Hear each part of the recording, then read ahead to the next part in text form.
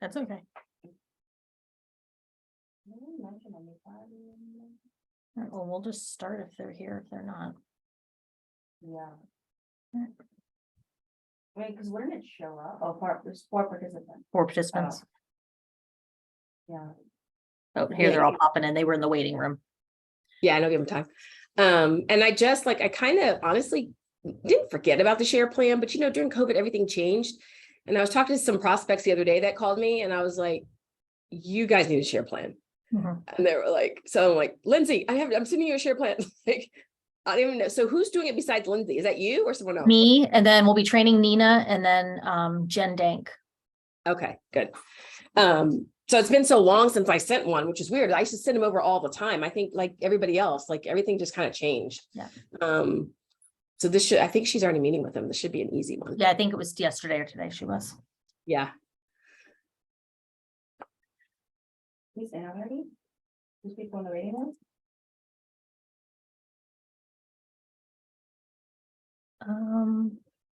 They're probably watching. All right. We have 4 minutes.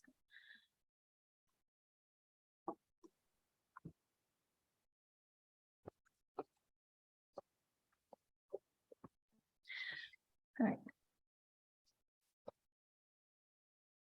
Yeah, after do what? And I tell people don't stress. If it's 4 people or 40 people, It's fine. I'm going to go ahead and get started. All right. Good afternoon and welcome to our Care Partner trainings. My name is Melissa Long and I'm the Director of Education and Support. And I'm here with Nina this month, who is our Coordinator of Education Support for Insight Memory Care Center. Hello. Can you click over? Yeah, I'm clicking. There you go. So if you're new to Insight Memory Care, our mission is to provide specialized care, support, and education for individuals with Alzheimer's disease and other memory impairments, their families, caregivers, and the community through our Adult Day Health and Resource Center. And our vision, a community where those affected with Alzheimer's disease and other memory impairments can achieve their highest quality of life. These classes are recorded and we'll be using the Q&A option. So if you think of any questions during the presentation, please put them in the Q&A section and they will be answered at the end of the presentation.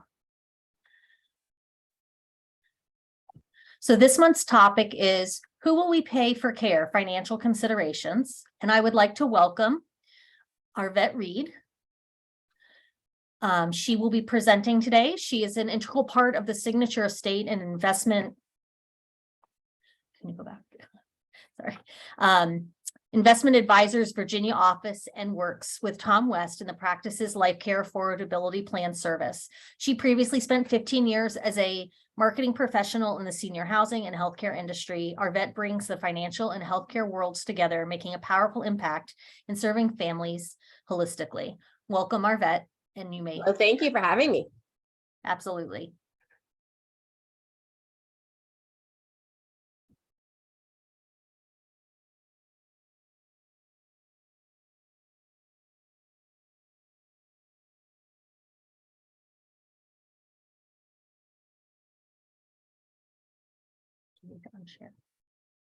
Just waiting on Nina to try to, there we go. Okay. So do you guys want me to take over at this point? All right, I'll do that. So let me share my screen. Okay, everyone. So you guys see this, right? You see my cursor, Nina? Shake your head. Nina, you see this right here? Nina, I just want to confirm you can see the how we pay for care.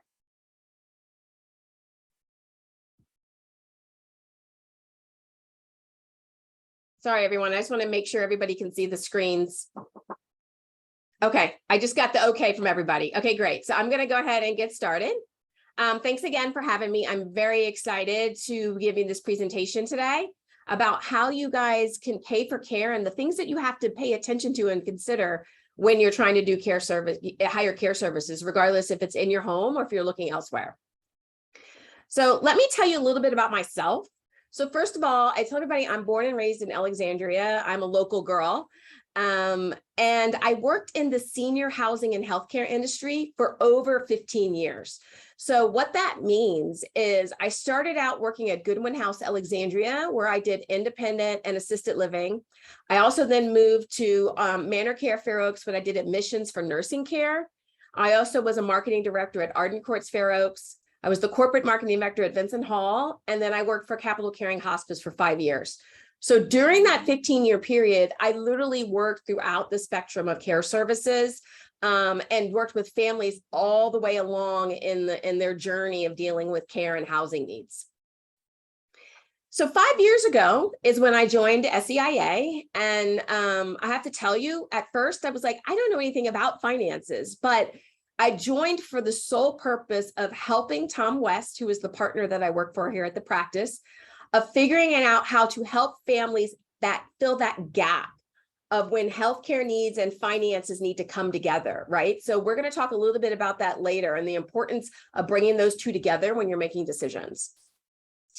I also want to share on a personal note that 2 months after I started the new job here at the firm with Tom, my mom became ill after a surgery and died 18 months later, right? So here I am, new job, working mother. I have a husband, I have kids, a new job, and now I'm also trying to figure out with my dad what's the best options that we have for my mom.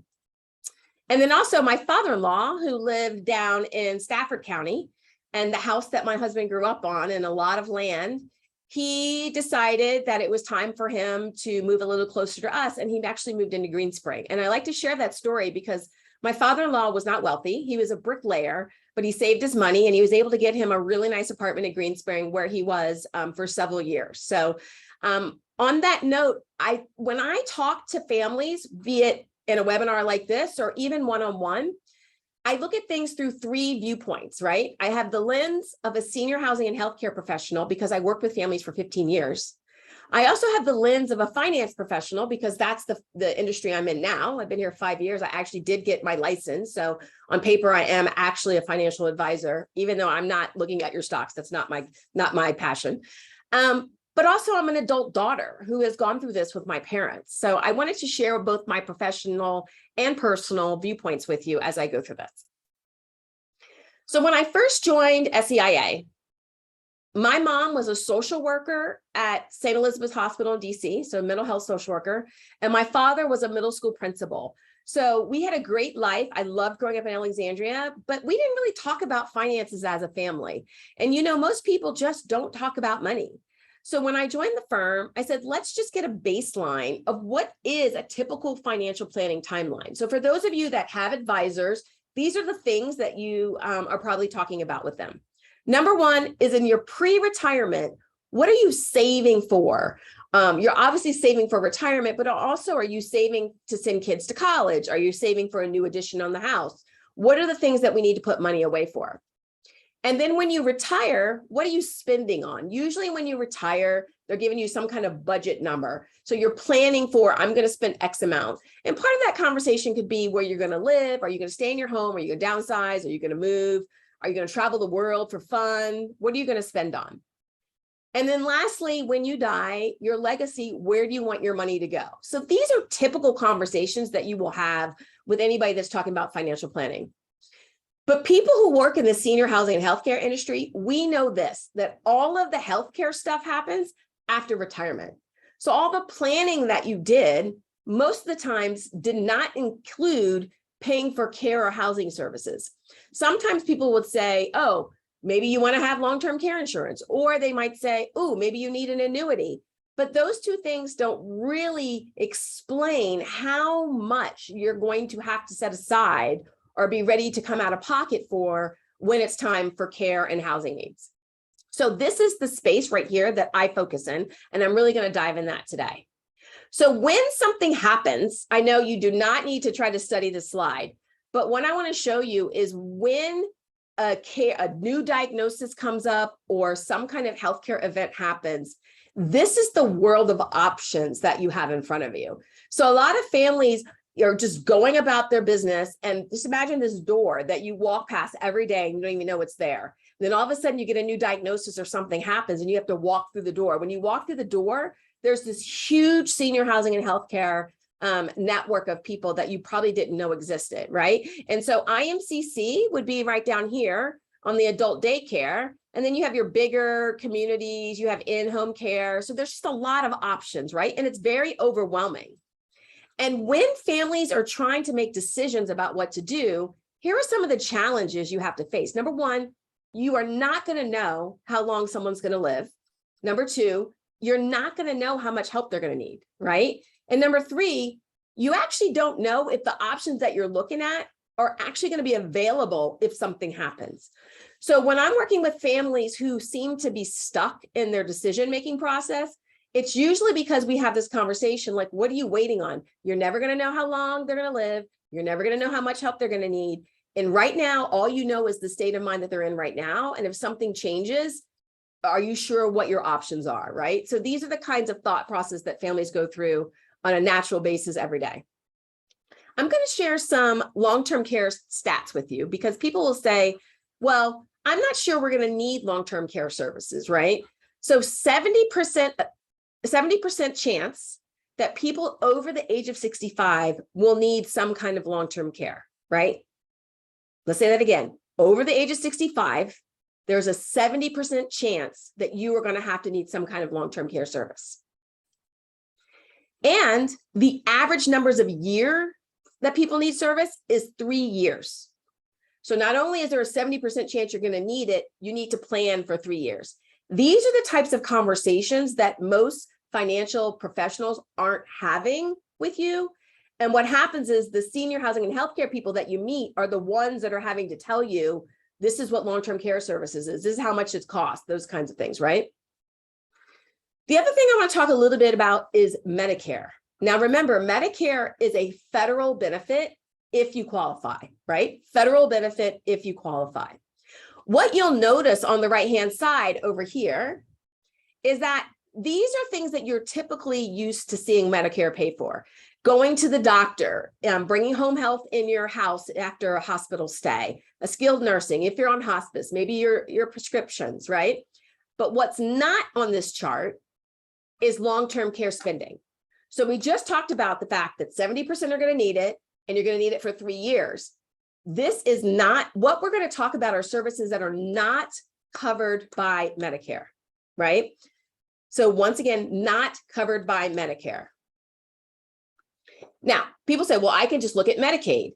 Medicaid is a financial benefit, and it's state driven. So Medicare, federal government driven, Medicaid is state driven, and it's financial need. What most people don't realize is if you are going to apply for Medicaid, there are 3 criteria. So I get a lot of calls from people who say, hey, I talked to my attorney and they're thinking we should do a trust and try to hide the assets and blah, blah, blah. That's great. That's one part of the story.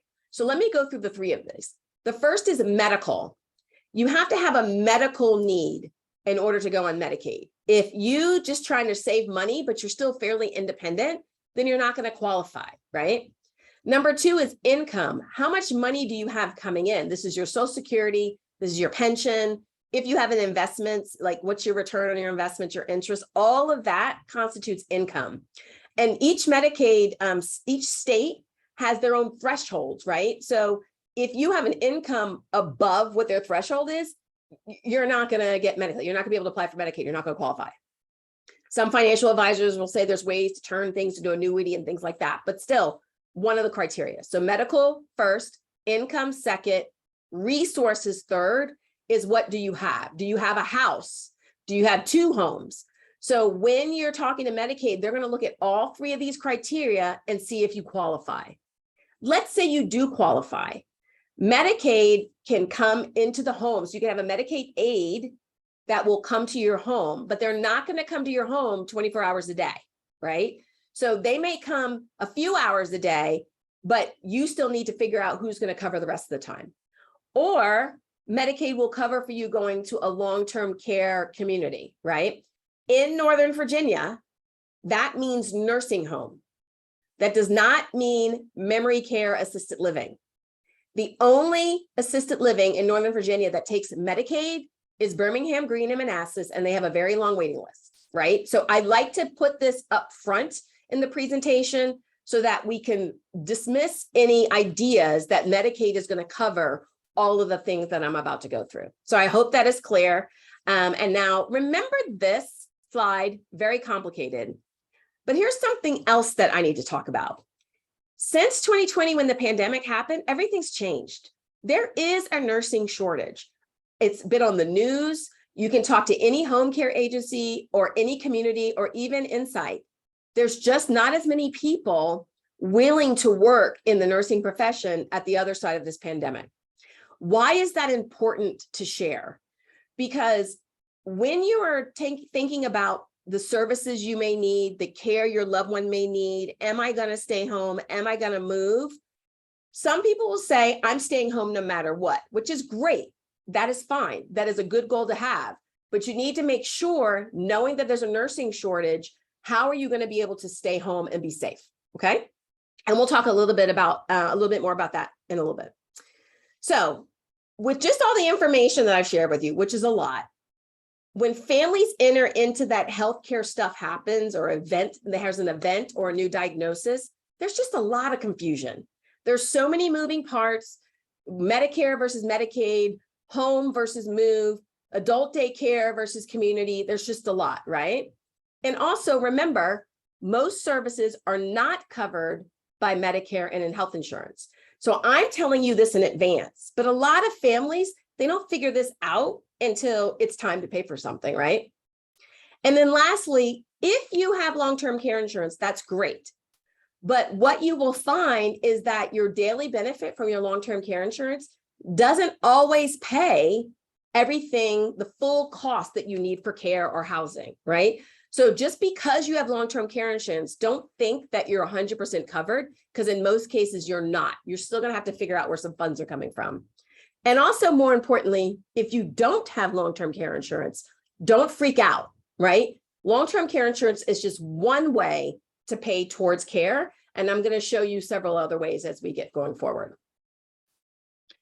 So some of you in the audience are like, you know what? I really, really, really want to stay home. I'm just going to take a sip. And that's great, right? So what if you want to stay home? The reality is 90% or 91% of people want to live in their own home. But what's important is 96% say it's really important to be as independent as possible, right? So if you are a caregiver and your spouse has dementia and you're thinking about staying home, what does that mean? Does that mean that you're independent and you might have to bring in care for your spouse? Does that mean that both of you need care? Like, what is the definition of being independent in your home? You really need to think that through, right? Now, there's some questions I'm gonna share with you as well as how to think that through. If you want to bring care in your home, which is great, a lot of people bring care in their home. A lot of people have the goal of staying home with their loved one no matter what. You need to be aware of the cost range, okay? So for example, right now, post-pandemic, $30 an hour for care is not unrealistic, right? That is kind of a new norm in the industry. And what you'll see here is why you see the different levels, the gold coins. Let's start out on the left. Say you just need 4 hours a day. Say that, you just want 4 hours a day. So as a caregiver, you can have some time to yourself. That's fine, right? Or let's say you had your loved one had a hospital stay and they're coming home and you just know you need a little extra help. You can get somebody in 4 hours a day for a short amount of time, right? So there's lots of flexibility in this bringing people into the home. Now, if you look all the way to the right, if you're looking at 24 hours a day, be prepared to pay over $200,000 a year to have care brought into the home, right? So obviously you might escalate over time, starting with 4 hours and maybe jump to 12 hours, then go to 24 hours. Or you may have an emergency overnight. And the only way that you and your loved one can stay safe is if you bring 24 hours in tomorrow, right? So don't think that just because everything is good right now, that this need for 24-hour care can't happen tomorrow or next week. So you need to start talking and thinking through how you make these things happen. You also notice there's a difference between live-in and 24 hours a day, and let me explain the difference. So 24 hours a day means that you have a hired caregiver in your home around the clock, not the same person. So it's usually 3 people working different shifts, right? A live-in is where you actually have a full-time caregiver that moves into your home, but they have to have vacation, they have to sleep, they have to have breaks. And so in those instances, you as the caregiver might be the person that covers, right? So I had an example of a family that lived out in Potomac Green in an independent living community. The wife needed care and the husband worked during the day. And so they hired a live-in, and while the live-in slept, it was the husband's job to make sure that his wife was okay during the night. And during the day, they had kids come in to make sure that the live-in had a break. So it is definitely doable. And that's why a live-in is a little less expensive than 24 hours around the clock. So if you want to stay home, I want to share with you what we call some hidden costs. Some of these you might have heard of, but some of them you might not have. So home accessibility renovations.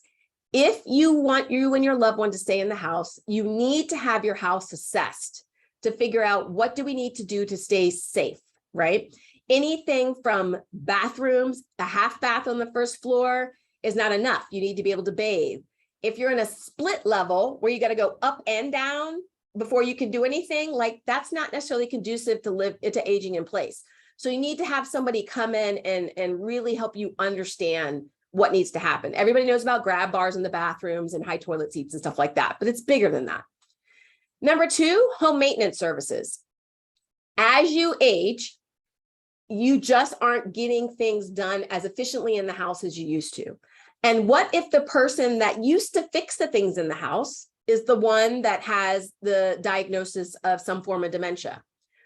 Who's doing the tweaking in the house? A lot of people will say, oh, I've got a neighbor, I've got a church friend, my child is going to come over. That's great, but that's short term.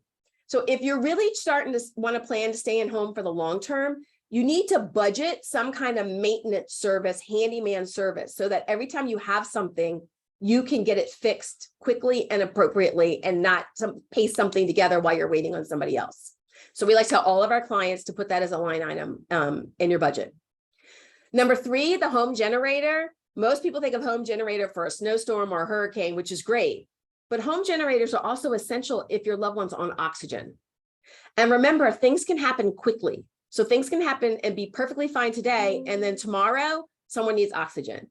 So we always like to encourage clients to go ahead and get that home generator, enjoy it, and have it during the snowstorms or the other times that you may need it. But more importantly, you're ready for that emergency. So if staying at home is what's important to you, that's one of the things that you need to do to prepare. The last 2 are, people might have heard about them, care management services, aging life care professionals. I call them the consultants of the industry. If you are going to stay home, you really should budget hiring one of these professionals.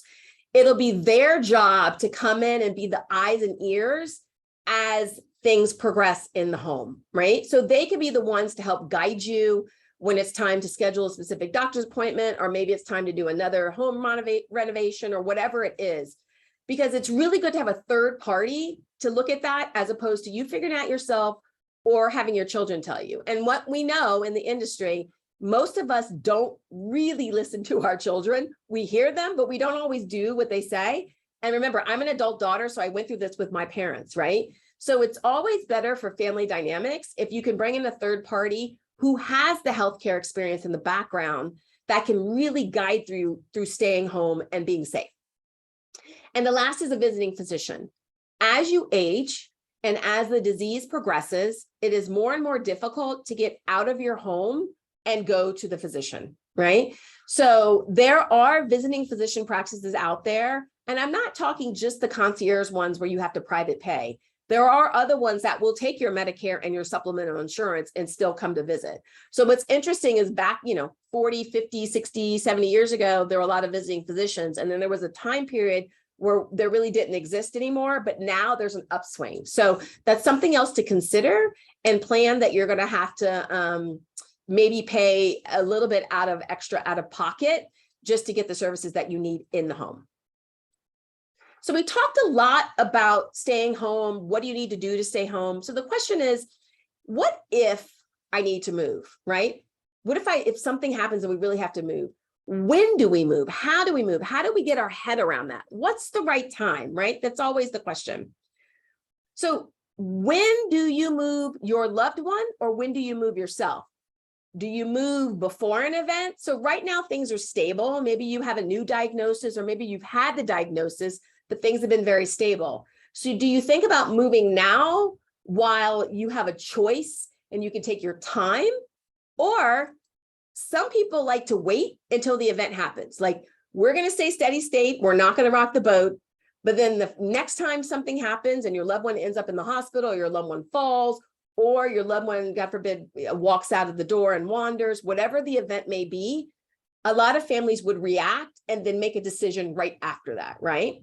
There's no right or wrong. But here's the other question. Do you both move?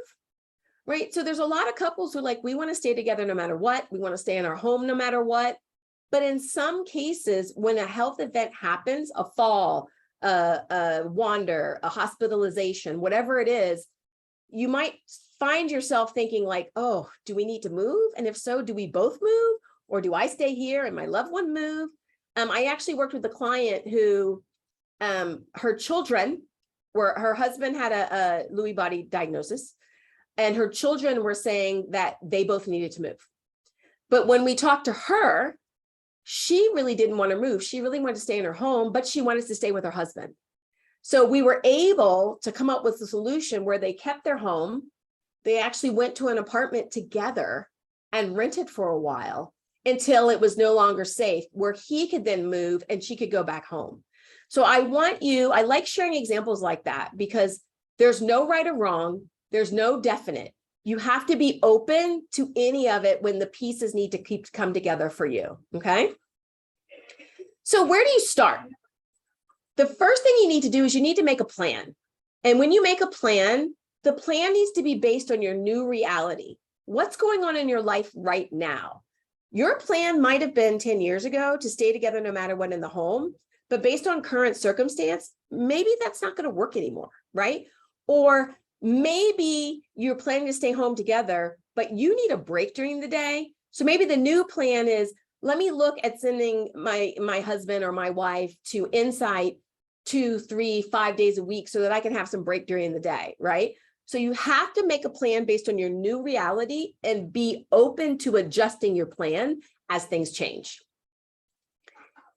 And you also have to write it down. I mean, people tell you like legal documents, those are great. But legal documents are legal documents, and sometimes they're just too difficult to read for the average person. So take some time and actually write down your wishes for yourself or your spouse or together, and figure out how you prioritize what those wishes are, right? And when you can do that, you have to share it with your loved ones, be it your adult children, or your friends at church, your best friend, if you're a solo ager, like your niece, whoever it is, that if the person that's documented in your legal documents, not only should know your legal documents, but also need to know your general wishes, right? That are written down and shared. The best way to do a plan is to make sure you have an assembled team from 3 different levels of professionalism. Number 1, legal. We've talked about your legal documents. You have to have them done. 2, medical. So part of that is hiring a care manager or aging life care professional, or working with Anita and the team at Insight to find out kind of what's going on with your loved one in their progression. What are they seeing? And then number 3 is financial. Where families make mistakes is they try to make a plan on one of these 3. Where really a stable plan looks at all 3 at the same time, right? Because finances are really important to understand, but you shouldn't be making decisions just on finances. You need to make decisions based on medical need as well. And then also legal, for example, what if something happens to the caregiver? What do the legal documents say? What's the medical need? And how is the money going to look to make sure that the person with the diagnosis is taken care of, right? So you have to look at all 3. So now I'm going to focus on my lane of financial. And the question is, how am I going to pay for all this, right? Like, you've just thrown some really high numbers at me for staying at home. You show me that big bubble of housing options, and it's just too much for me to get my head around. The first place you need to start is with your income. People are so focused on their house, they're so focused on their portfolio. Really, it's about cash flow. So if you look right here, all of these add up as different income sources. So up here could be the cost of care. It's the cost of care you need right now, for example. The cost of sending your loved one to Insight 3, 4, 5 days a week, right? Whatever the cost is, these are the things that add up to the cost. Your Social Security, do you have a pension? Do you have an IRA? For those of you that know what an IRA is, you have to take a requirement minimum distribution every year.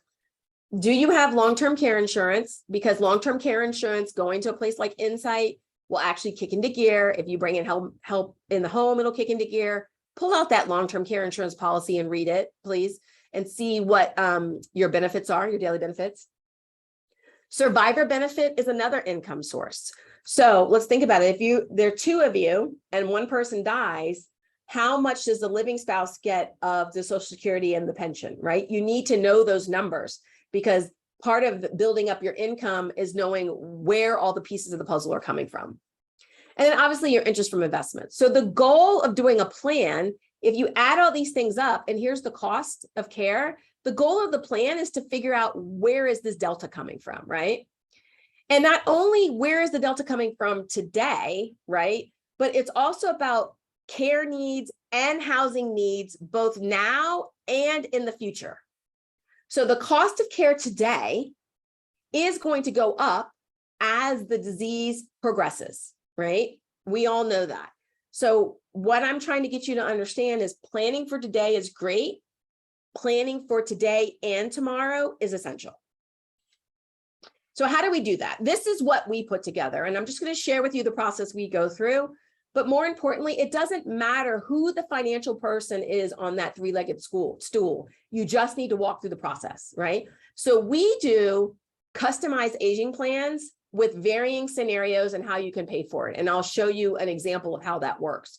So if you already have a financial professional in your life and you have had them for a long time, or if your adult child is doing your finances, whoever it is, when we go through this example, think through how you're going to talk to them so that you can get the information you need to see what your options are down the road. When we do it, it's a $4,000 flat fee. And I like to share that up front because most people work with financial advisors and they charge a percentage of assets under management. Like, give me all the money, I'll charge you a percentage. We do that as a business, but that's not what I'm talking about. I was hired to do this so that you do not have to be a client of ours to go through this process. And once again, other people can help you through this process as well. When you're with us, it's me, and I'm the senior housing and healthcare professional. So I'm the one that's helping put together the scenarios, but I don't do it by myself. I talk to any other medical professionals that are in your life. So we talk to you about what is your doctor telling you. If you're at Insight, we're going to talk to the Insight staff. If your loved one is living in a community, we're going to talk to them. If you have home care or companion services coming in, it's important for us to talk to them. So we need to build the picture the best way we can, and that's my job. And then there's two certified financial planners, Glenn and Gabby, who work with me side by side. And the reason I like to share this is because back to the idea of when you're doing a plan, you have to look at all angles. And we sit in meetings together. So when we're having healthcare discussions, I'm not taking notes and then passing them to Glenn. Glenn and Gabby are in the same meeting with me, hearing the same thing that you're telling me, right? All of us need to hear the same thing. And it's a three-step process. The first is understanding your reality right now. Remember I said, what is your new normal? Where are you in the disease progression? Not what you planned 5 years ago, but where are you now? And then we build scenarios. Is it stay home versus move? Is it stay home until we can't stay home anymore? I actually had clients who the mom and dad lived in California.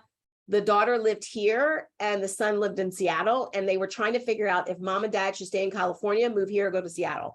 So these scenarios that we build can be all over the place. But what's important is the finances are tied to each different scenario, because each scenario is going to have a different price point, a different timeline, different assumptions. And so your financial, all your finances need to make sense for each of the scenarios. And then we give you a plan of action. So at the end of all this, you know exactly like, these are the steps that I need to take, or these are the things I need to consider if I want to stay home, if we want to move, all the different scenarios that you want to put together. So here's an example of what modeling looks like. And this is a good template that you can use going forward with anyone, right? These are the types of questions and the thought process that I want you and your family to start thinking about. So here's an example of David and Donna, both 76, and David has a recent diagnosis of Alzheimer's. So they're trying to figure out, what does that mean, right? Where do we go? What do we need? How do we plan? The first thing I ask families when I meet with them is, what are you most hopeful for? And this is a very powerful question. And I'm going to ask that all of you leaving today start thinking about this. Because when someone gets a new diagnosis or a health event happens, everybody around you is telling you what you have to do, what you can't do. Mom, you guys can't stay at home. Oh my God, you got to move. You got to bring in help. You got to get rid of that rug. You know, the half bath isn't enough. So you're constantly being told what has to happen. The best thing you can do for yourself is to step back and say, what am I most hopeful for based on where we are right now, right? If you're going to answer the hopeful question, you also have to answer the fearful question. So with my mom, for example, my mom, when she had a surgery that just didn't go so well, came home, and my parents had prepared. My mom could stay on the first floor. There was bedroom on the kitchen. They had made a bedroom and a full walk-in shower, right? So the first floor was ready for her. And she wanted to stay home. She was most fearful of going to a nursing home, right? So we knew that. We talked about that as a family, right? So in this case, with David and Donna, they are most hopeful for providing the best care possible for David's life. And they're most fearful of Donna spending all the money and then her not having any money and being destitute, right? That is a valid fear, especially if you're seeing how expensive some of these care services could be. You're like, oh my gosh, how are we going to afford this for my loved one? And then what am I going to have left? The other interesting fact about this case, and this is actually loosely based on real clients, they had 5 children. So you can imagine they all had their own input. They all thought they knew what was best for mom and dad. Some of them lived close, some of them didn't. So there was just a lot of opinions being thrown at the situation. So here are some data points. The physician said that David was going to need help in about 2 to 3 years with ADLs.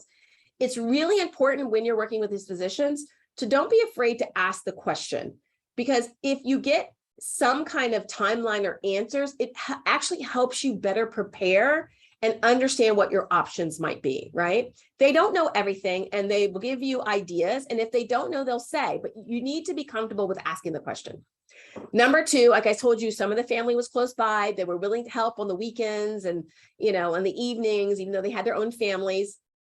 David, from an investment strategy, was very, very conservative. And the children were really concerned about what was going to happen with the market drop, right? The market it's been going up and down, and now it's been down lately. So people are really afraid to spend their life savings on care, right? Because they don't know what's going to happen. And Donna's in great health, no concerns, extremely active. So we're going to go some examples of a dementia progression scenario, right? So here's an example of staying home. So in 2022, you know, after an event like this, where you're hearing like, we might need to bring somebody in, maybe it's a companion. There are companies out there that'll come do activities a couple hours a week with your loved one. So why don't we talk about maybe doing some activities this year, maybe adding some Insight adult daycare for a couple of years. And then we'll know at some point we're gonna have to bring in home care as David progresses. And then we're gonna make some assumptions about death, right? Just so we can have the conversation. Or we can also do the same thing, but what if we don't bring in home care? What does it look like if David has to move, right? So that's another scenario that you're going to have to play out, right? And we can do the finances. Another scenario that comes up a lot from caregivers is what if I die first, right? So here's a third scenario where instead of the health event being David, the health event is Donna. And all of a sudden, Donna's gone. What happens to David? How do we make sure he's taken care of? Where does he go? So this is an example of 3 different scenarios that you would go through hypothetically. Nobody's asking you to make any decisions right now, but you need to be able to think through the what ifs, like what if we bring in home care? What if David needs to move? What if Donna dies first, right? If you open up your mind to think through, then when things happen, you're not surprised. So let me go back to the example of my mom. So the plan was for mom to stay home. What my parents didn't plan for is that they were in a colonial and there were 5 steps going up the front. So she was in the house and safe, but getting in and out of the house was a little difficult. So we got around that, we figured that out. But eventually my mom had a fall, ended up in the hospital and just really wasn't walking anymore and had to go to rehab. And let's just explain that rehab and nursing home are actually the same physical building. It's just a matter of the service that you're getting. So you get rehabilitation in a nursing home, or you can be a long-term resident in a nursing home. So my mom ended up going to rehab and she wasn't getting any better. She wasn't walking. And so there was a discussion as a family that she needed to stay in the nursing home. And remember when I told you we did my mom's most hopeful, my mom's most fearful of living in a nursing home, because we had talked about it ahead of time. When the time came, my mom knew that it was time, even though she didn't want to do it. She didn't feel like it was happening to her. She didn't feel like me and my dad were making a decision and not including her. She had been included all the way. So she knew it was time that she had to stay in the nursing home because she wasn't able to walk and it just wasn't going to work in the house anymore. So I like to share that personal story because if you prepare for the hopeful and fearful, when things happen, you're going to be better equipped to have a realistic conversation about what's your new normal and what your real options are at that point. So when we go through this process with clients, and when anybody goes through this process with a financial professional or whoever's going to help you through, families tell us that before we go through these talks and these scenarios, they're feeling anxious, overwhelmed, confused. There are so many options. I don't know what to do. I literally am scared to make the wrong decision. When you then do the scenarios that are hypothetical and you're not having to make a decision, you're just thinking out loud, and we're figuring out how the finances play in each case. Afterwards, our clients are saying, oh, I feel better prepared, guided. I know exactly what as a family makes sense for us if A, B, and C, right? So the goal is when you're doing a plan is you're going to increase your chance that the care choices that you want are available to you if you plan, right? If you wait until an emergency every time, you're not sure what's available, and you might end up making a decision that isn't necessarily the right decision in the long term, but because you're scrambling, you're making a decision, right away. Number 2, this really is, by having a plan, that's the best way to protect your income and assets. This idea of having a trust and hiding and going on Medicaid, like, yes, that's there and it works for some people and it's appropriate for some people. But if you do a plan and think ahead of time, not just about the finances, but all the other things we've talked about, there are ways to protect your income and assets so that your loved ones can inherit it because you're not spending money on an emergency unnecessarily. You planned it out a little bit more. A good example is you know exactly where the money is going to come from. So when there's an event, if you thought about your finances before, you say, when this happens, this is where I'm going to pull the money from. Some people, because they don't plan and they're in the emergency of cash, they make a decision. And then once they've made that decision, there's no undoing it. So if you get to a fork in the road and you're like, do I refinance my house or do I get a home equity loan? Do I pull from my stocks or do I refinance my house? Once you make that decision and go this path, you can't come back. So the nice thing about planning ahead of time is saying, if I have these huge costs, if I have to pay $10,000 a month, if I have to pay a chunk of, $5,000 for something, know where that is coming from. Think about it in advance. And then this also, by having a plan, allows your loved ones to maintain their professional and personal lives, right? So they had 5 kids. Having a conversation and a plan so that the kids didn't feel that they had to run over to mom and dad's every single time something happened, by saying, you know what, we have a handyman service that we vetted out that we trust. So we have them if we really need them. We love the fact that you want to help us, but if you can't help us, don't worry. We've got Handyman 101 ready to go, right? Think about how that would lower the anxiety for your children because they know that you have a built-in backup to them, right? Very important.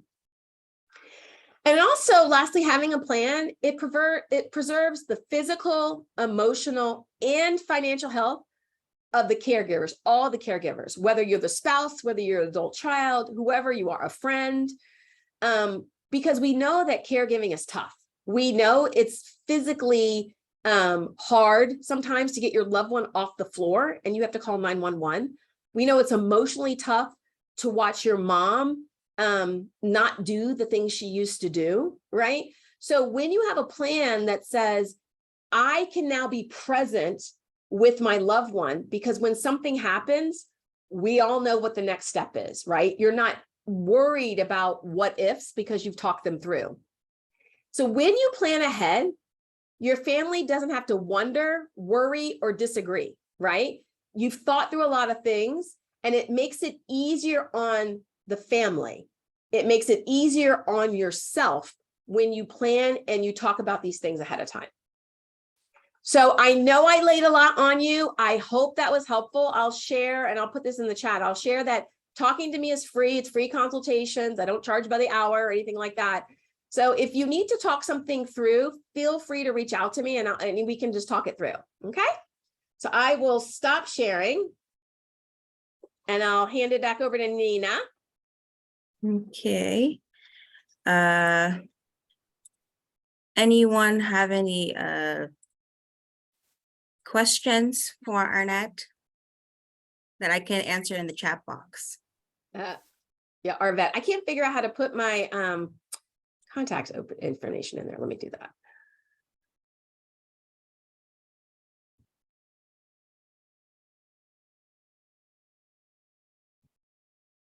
All right, I will, for whatever reason, when I'm going to the chat box, it's like, oh, there it goes. It finally came up. Okay. I'm going to put my information in the chat box.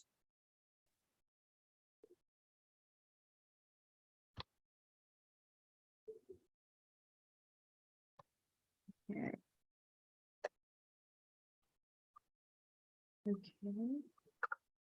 All right, there you go. So everybody can get in touch with me. So I can see the first, I can see them now, Nina. Okay. Sorry, what is the average cost of memory care in Northern Virginia? It varies. So when you think about memory care, you can look at a large community like CCRC, like a Goodwin House or a Green Spring that has memory care, or you can look at a standalone memory care, or you can also look at the small assisted living. So assisted living is a broad category and memory care is a specialty within assisted living. So there's also what we call the small assisted living, the assisted living homes. And there's plenty of them in Fairfax County. So the cost will range based on where you look. So I tell people, yes, cost is important, but you need to find a location that is easily accessible for loved ones. So if mom's staying home and dad is moving and mom lives in Fairfax, does it make sense to move dad to Gainesville? Like, so mom can't get to dad. So think about location. And when you're looking around, it's also about vibe.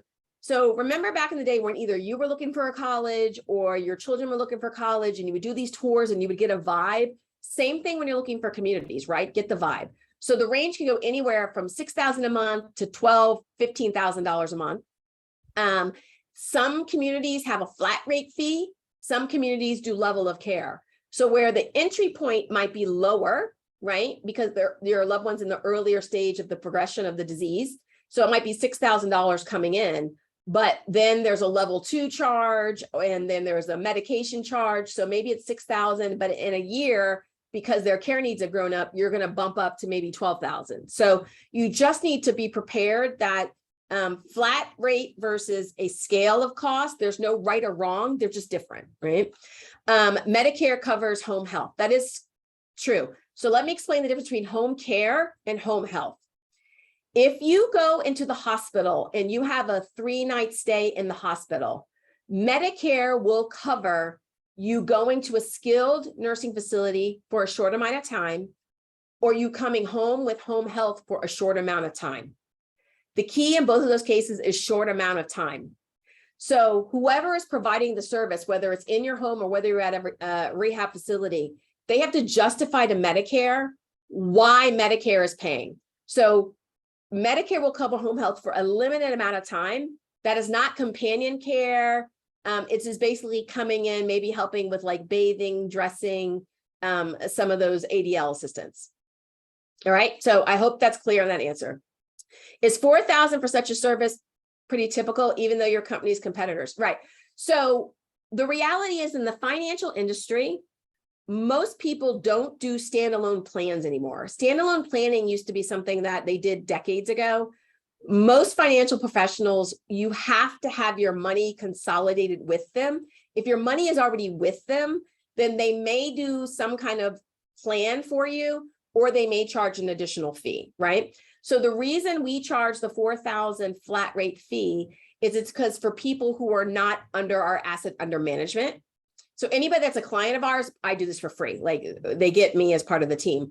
But we wanted to build something for people that don't necessarily need to hire us for asset, like managing their money. There's lots of people who manage their money by themselves just perfectly fine without a financial professional. So for that $4,000, I've been told by several families that it was way worth it. I've been told by professionals that it should be more, but we are not charging more. We're keeping it at $4,000 because I want to make sure that it's an option for the everyday people, like my parents. It's what my parents needed in their circumstance. If you compare home care to memory care or assisted, what is the financial preference for each approach? Okay, it completely varies. And I know that's a vague answer, but everybody's financial situation is unique to them. Some people have high pensions and Social Security and don't have a lot of assets. Some people have very low income, but have a lot of assets. Maybe they have a house and a huge portfolio. So the recommendations for home care versus assisted living versus memory care is going to vary based on your financial circumstance. So go back to that stack that I showed. What is your Social Security? What's your pension? Do you have RMDs coming in? If you're looking at what happens if one person dies, you have survivor benefit. Do you have long-term care insurance that's going to pay for part of these services? So I know I can't answer specifically how to compare.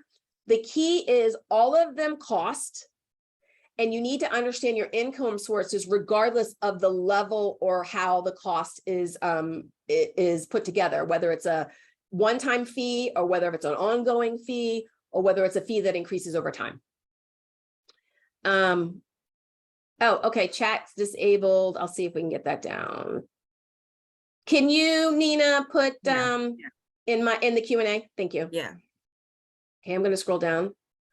How long can we plan for a free consultation? Oh, yeah, it's not really based on time. It's more like, hey, let's chat. Like, tell me what your situation is. Tell me what you need. Let's talk a little bit about your hopes and your fears. And once we go through that, then I can usually get a little bit of your finances. I get the finance basics in that conversation, as well as like healthcare conversations. And at the end of that, I'll either say like, yes, this is something that makes sense, that the $4,000, you're actually going to get a good return. But there are times when I talk to people and I'm like, you know what, you don't really need to hire us for varying reason. Either they already have one path or their money is situated appropriately, whatever. So there's really not a timeline. It's more of a, let's just get the information and see what makes sense for us going forward. We scroll down to Len. Please reshape your contact info on the screen. It won't come on. Okay, chat screen, we're taking care of that.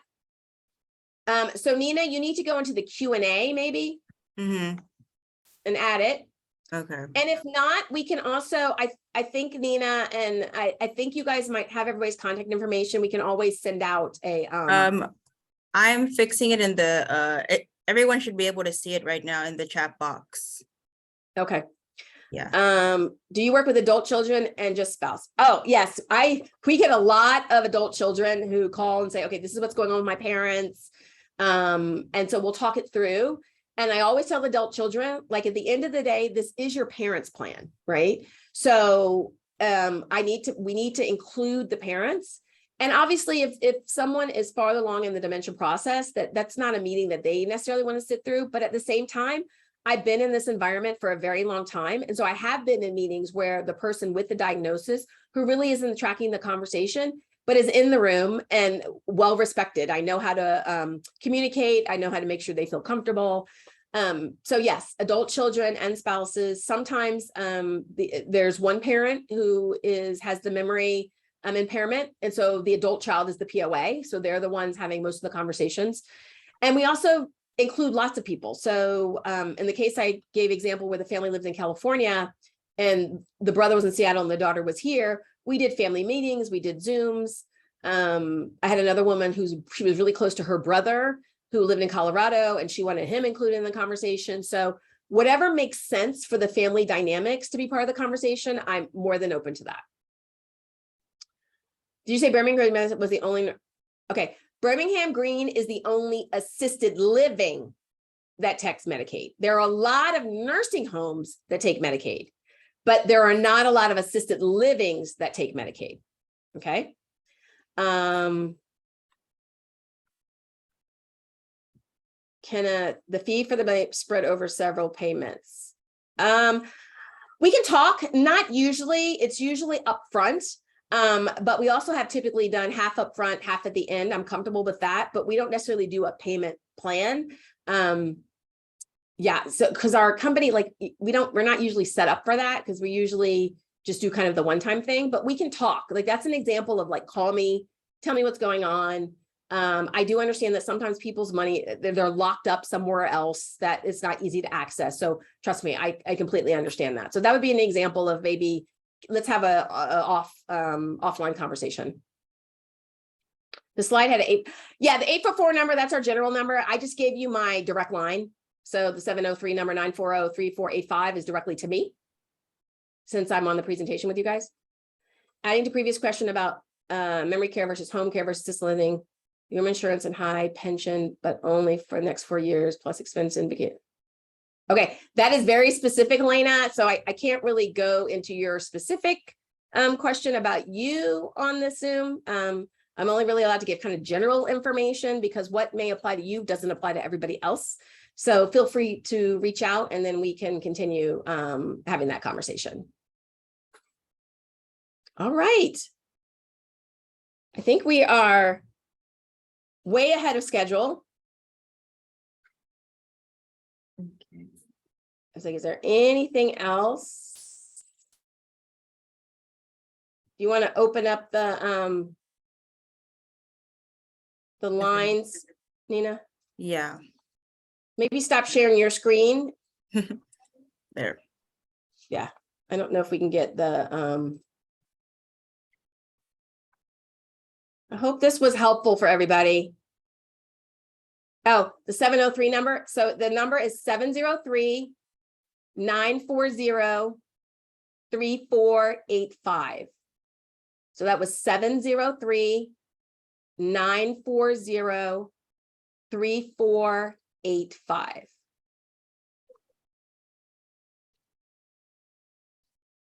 Okay. Well, I hope this was helpful. I mean, I know there was a lot of information, a lot of new things that probably people haven't shared with you. And I just want to reiterate that it's very, very important for you to start thinking, what are you most hopeful for based on your current circumstance?